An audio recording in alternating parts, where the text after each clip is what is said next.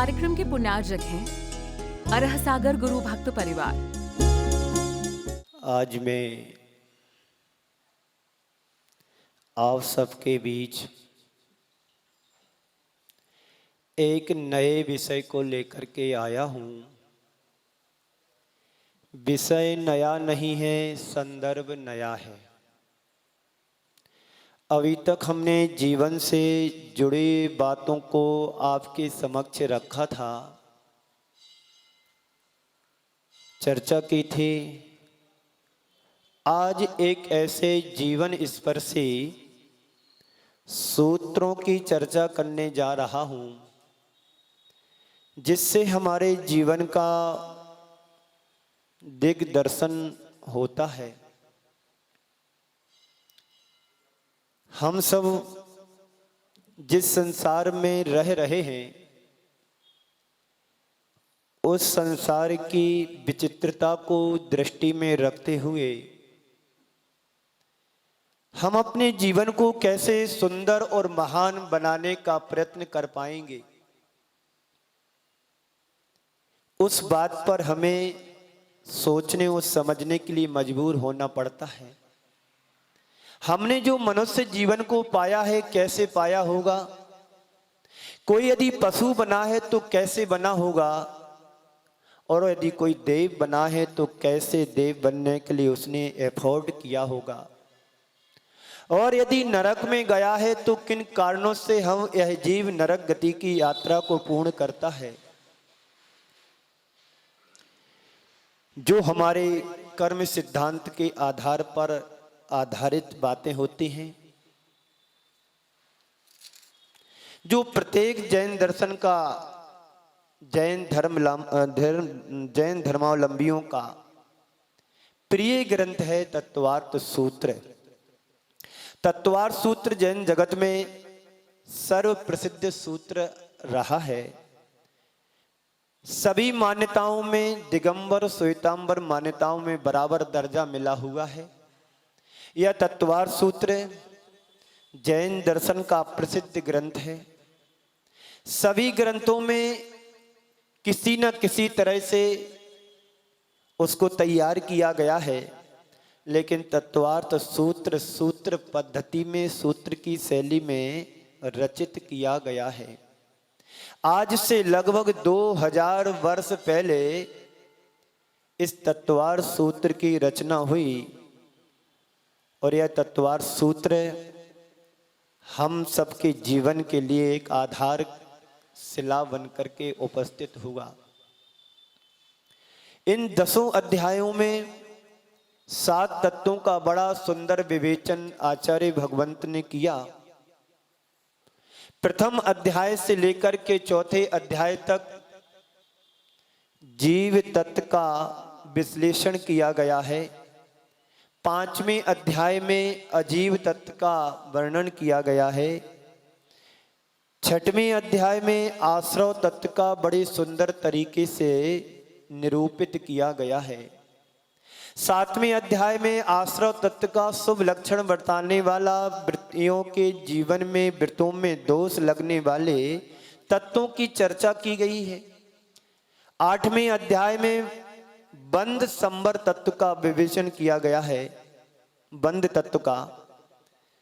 और 9वें अध्याय में संबर और निर्जरा तत्व की बड़े अच्छे तरीके से वहां पर निरूपित किया गया है। और 10वें अध्याय में जो सबका अंतिम लक्ष्य होता है, मोक्ष तत्व, उसकी चर्चा की गई है। जैन परंपरा में जो स्थान नमोकार मंत्र का है वही स्थान तत्वार्थ सूत्र का भी है, भक्तांबर का भी है। जैन परंपरा की सभी शाखाओं में इसको समान रूप से स्थान दिया गया है। इसका पाठ किया जाता है, और पाठ ही नहीं करते हैं, हर व्यक्ति अपने जीवन को बदलने का प्रयत्न भी करते हैं। तत्वार्थ सूत्र वह सूत्र है जो पर्युषण पर्व में 10 दिनों में इसका पाठ किया जाता है।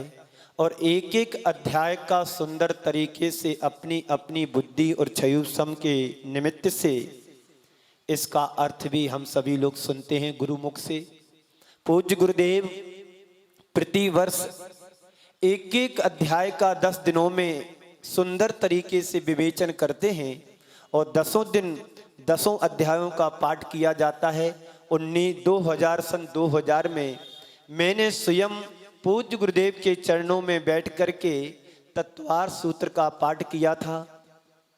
वो आनंद, वो क्षण हम सबके जीवन के लिए अविस्मरणीय है। गुरुदेव की परम कृपा और आशीर्वाद से हर शिष्य प्रतिवर्ष पाठ करते हैं, लेकिन अब तो गुरुदेव की परम कृपा और बरस रही है। अब तो तत्वार सूत्र का अर्थ बताने का सौभाग्य भी हम सबको मिल रहा है। तो ये तत्वार सूत्र एक साधारण सूत्र ना समझे। इस तत्वार सूत्र पर अनेक टीकाएं उपटीकाएं भी लिखी गई हैं, जिसमें सर्वार सिद्धि नाम की प्रथम टीका तत्वार सूत्र के ऊपर लिखी गई है, जो सबकी प्रिय और प्रसिद्ध सर्वार सिद्धि ग्रंथ नाम से विख्यात है। ऐसे तत्वार सूत्र पे अनेक श्लोक सार, लब्धि सार आदि जैसे तत्वार सार आदि ग्रंथों की विवेचना की गई है। अष्टगंधी महाकाव्य जो एक ग्रंथ है, उस जैसे ग्रंथ की तत्वार सूत्र पर व्याख्याएं की गई हैं। ऐसा तत्वार सूत्र हम सब के लिए बड़ा पूजनीय है, महान ग्रंथ है, सम्यक है। ये समझो कि जैन दर्शन की कुंजी है। आप सारे ग्रंथों को पढ़ो ना पढ़ो, मात्र यदि तत्वार सूत्र का पारायण तुमने कर लिया, एक एक सूत्र को यदि जीवन में समझ लिया, उतार लिया, तो तुम्हें अन्य ग्रंथों को पढ़ने की जरूरत नहीं पड़ेगी। इसमें ही तुम्हारा कल्याण हो जाएगा। यह तत्वार सूत्र हम सब के लिए पठनीय है। कहते हैं एक बार शुद्ध हृदय से, शुद्ध मनोभाव से इस तत्वार सूत्र का कोई पाठ करता है तो एक उपवास का फल मिलता है। मैं चाहता हूं प्रत्येक धर्मात्मा के लिए हर रोज बड़ी श्रद्धा और भक्ति के साथ इस तत्वार सूत्र का पाठ करना चाहिए। मात्र यदि आप सावधानी और शांति से पढ़ेंगे तो 30 से 35 मिनट में आपका पाठ हो सकता है। जब मैंने गुरु चरणों में बैठ कर के अमरकंटक में पहली बार पाठ किया था, ओनली 17 मिनट हमारे लिए लगे थे। और हमसे बड़े शांति सागर जो मेरे क्रम में बड़े महाराज थे, उन्होंने जब पाठ गोमटगिरी में पाठ किया था तो 16 मिनट में उन्होंने पाठ किया था। मैं ये नहीं कह रहा हूं कि आप भी 14, 15, 16 मिनट में पाठ करें। मैं आपसे ये कहना चाहता हूं उच्चारण शुद्ध होना चाहिए। भले तुम्हारे पाठ करने में 1 घंटा लगे तो लग जाए, लेकिन कंपटीशन की अपेक्षा से पाठ नहीं करना कि मैं 15 मिनट में कर रहा हूं, मैं 20 मिनट में कर लेता हूं। अभ्यास के ऊपर ये समझ में आता है कि हमारा अभ्यास जितना अच्छा होगा उतना कम समय लगेगा। पर पाठ प्रतिदिन करो तो बहुत अच्छा है, नहीं तो स्वाध्याय तो हमें करना चाहिए। आज मैं नया विषय इसलिए लेकर के आया हूँ। आप विगत पिछले 3 साढ़े 3 माह से प्रतिदिन प्रवचन सुनते चले आ रहे हैं, और प्रवचन तो ऐसा होता है तात्कालिक तो अच्छा लगता है, पर किसी से पूछा जाए कि आपने क्या सुना, मैंने सुना तो अच्छा है, सुनाया भी अच्छा गया है, पर समझ में नहीं है कि क्या सुनाया है। लेकिन किसी विषय को पकड़ करके हम अपनी जिंदगी की, जीवन की सुबह की शुरुआत करते हैं तो मुझे पता रहता है कि मुझे क्या करना है, क्या नहीं करना है। जैसे आप एक लक्ष्य को लेकर के या व्यापार करते हो या एक लक्ष्य को लेकर के यात्रा करते हो, तो वो तुम्हारा लक्ष्य तुम्हारे सामने होता है।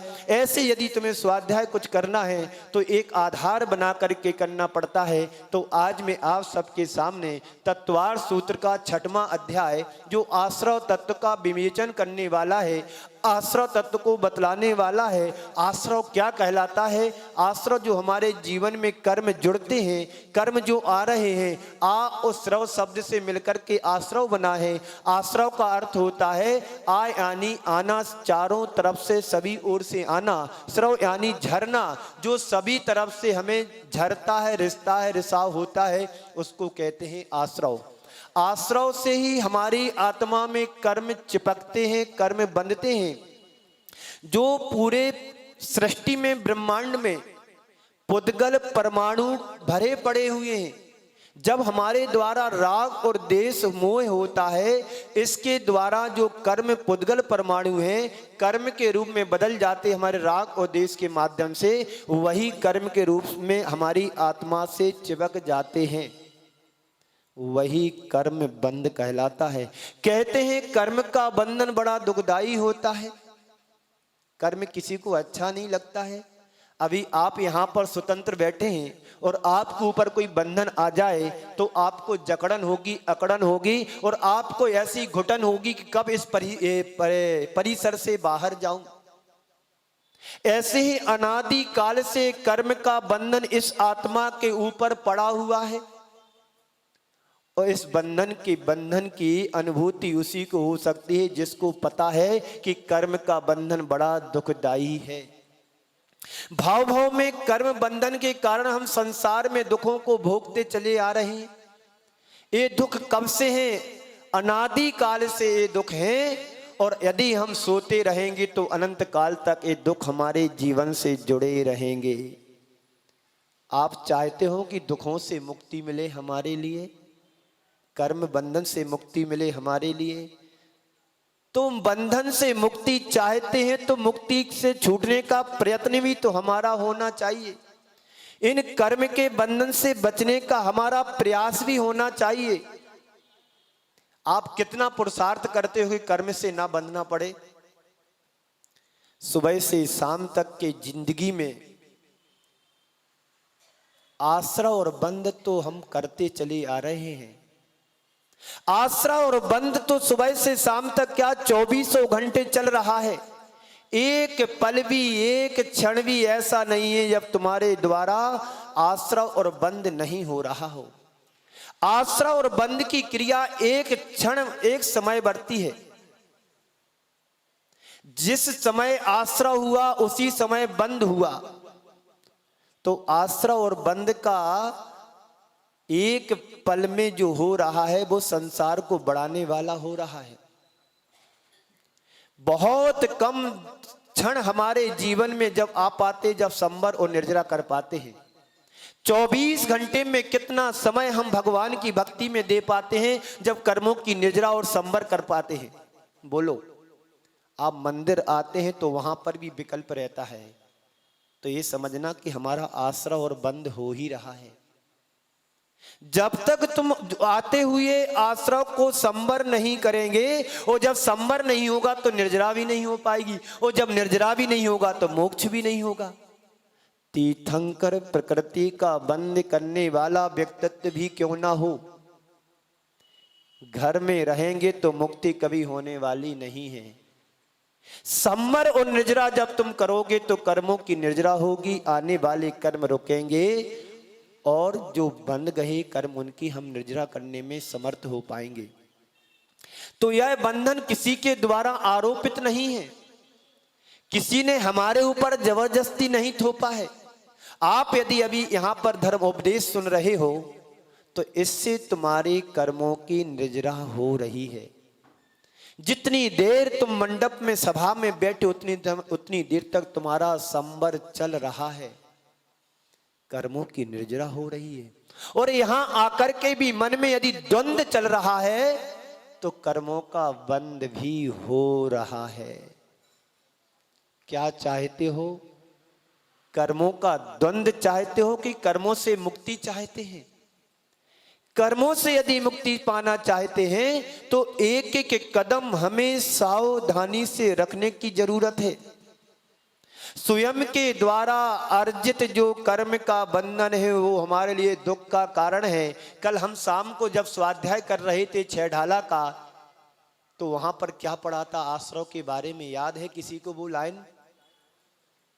एही आत्म को दुख कारण ताते इनको तजिए। तो आत्मा के दुख के कारण क्या है, पता है आपको? नहीं है पता, तो फिर छूटने की बात कैसे आएगी? जब तुम्हें दुख के कारण नहीं पता है, आश्रव के कारण नहीं पता है कि आश्रव तो हो रहा है, लेकिन बंधन के कारण क्या है, अशुभ बंधन के कारण। बोलो, आपने 12 भावना में भी पढ़ा है, 6 ढाला में भी पढ़ा है, और पहले भी स्वाध्याय किया है। क्या है कर्म के बंधन के प्रत्यय? बोलो। हाँ, अब आश्रव सुनिए मन बच काय त्रियोग्या, मिथ्या अविरति कसाय अरु परमाद सहित उपयोगा। क्या हुआ इसका अर्थ? आश्रव के जो कारण है, एक तो योग होता है, मन वचन काय के द्वारा कर्मों का आगमन होता है। एक प्रत्यय तो ये हो गया योग। मन के द्वारा पाप होता है, वचनों के द्वारा पाप होता है। किसी को दुर्वचन कर्कश वचन हमने बोल दिए तो इससे भी आश्रव हो गया। जिस मुख से हम अच्छे वचन बोल सकते हैं, उसी मुख से बुरे वचन भी बोलते हैं, तो योग हो गया। मिथ्यात्व भी सबसे बड़ा कारण है। उसके बाद अविरति, फिर प्रमाद, कसाय, ये सब इनसे सहित आत्मा का जो उपयोग है वह क्या है? आश्रव का कारण। तो आश्रव का जो कारण है, इन कारणों से मुझे बचना है। आपको बचना कि नहीं बचना? बोलो। बचना है तो क्या तैयारी हमारी है बचने के लिए? अभी तैयारी तो हमारी, यहाँ से छूटेंगे, भोजन करेंगे, भोजन नहीं होगा तो टिफिन ले हाथ में लेंगे और थ्रो आउट दुकान पर जाएंगे, कारखाने में जाएंगे, ऑफिस में जाएंगे। ये तैयारी अभी तो हमारी, ये तैयारी तुम्हारी अनंत की है। अनंत से छूटने की क्या तैयारी हमारी है? रात दिन गोरख धंधे में लगे हुए हैं, तो कर्म से बचोगे कैसे? इस कार्यक्रम के पुण्यार्चक थे अरह सागर गुरु भक्त परिवार।